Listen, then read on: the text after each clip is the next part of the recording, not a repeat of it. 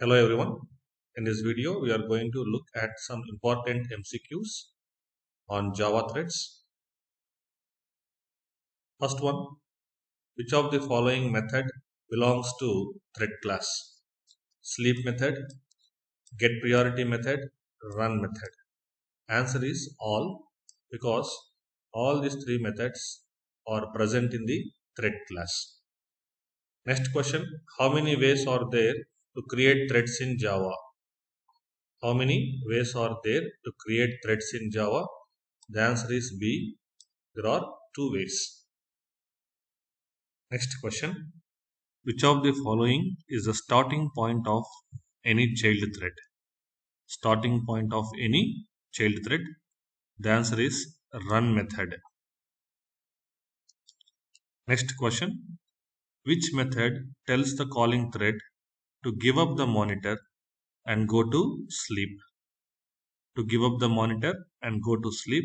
The answer is wait method. Next question. Which method returns a reference to the thread in which it is called? That means if you want to get the reference of any thread, you have to use a method called current thread.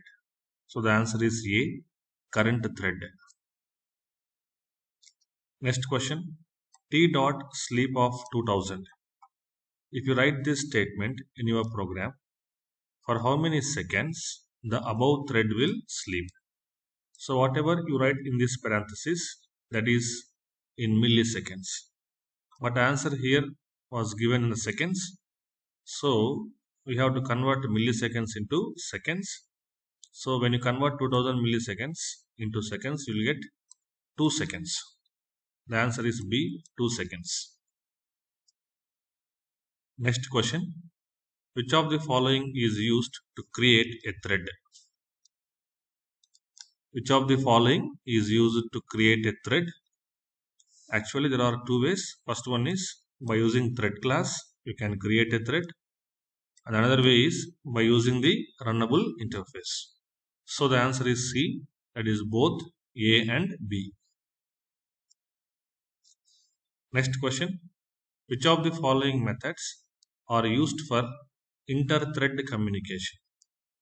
Methods used for inter-thread communication.